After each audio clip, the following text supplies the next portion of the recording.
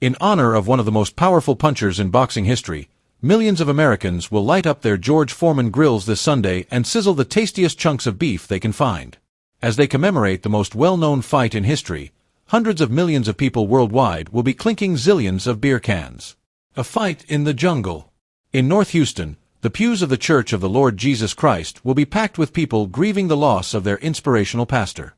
Big George is no longer there. Suddenly, to see his creator.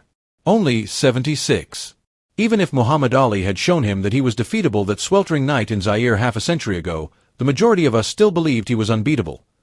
The older Ali's unexpected eighth-round blow that sent the formidable, scary, menacing, unbeaten Foreman to the canvas is today as shocking as the moment he regained the world heavyweight title.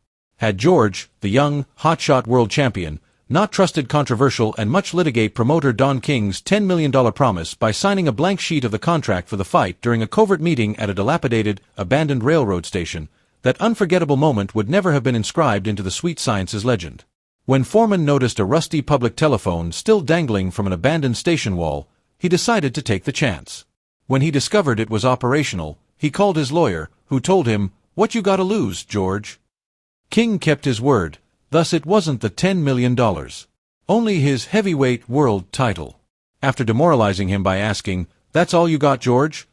After he took the heaviest blow of all time from the most feared fighter of all time, Ali rope-a-doped him into punching himself out through a 7-round bombardment of enormous strikes.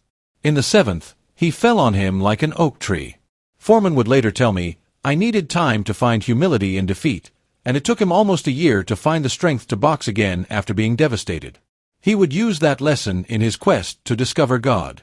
In Foreman's multifaceted existence as a juvenile mugger, carpenter, bricklayer, wannabe American football player, world-beating prizefighter, many a wife-taker, prolific parent, stirring preacher, and kitchen cooker-maker, October 30th, 1974 in Kinshasa is one of numerous pivotal occasions.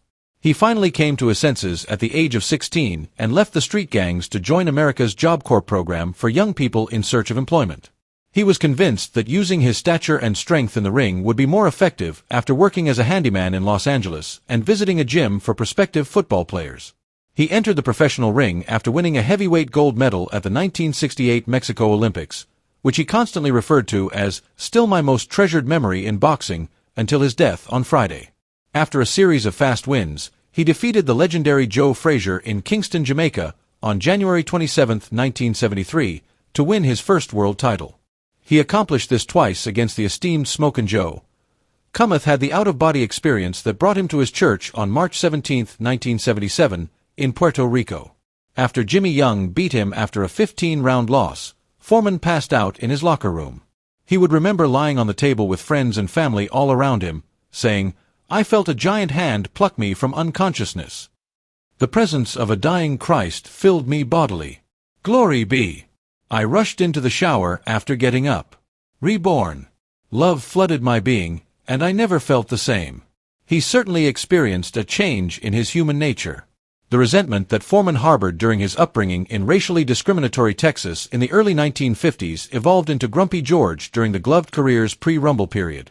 A menacing character who felt compelled to pose as a threat in public.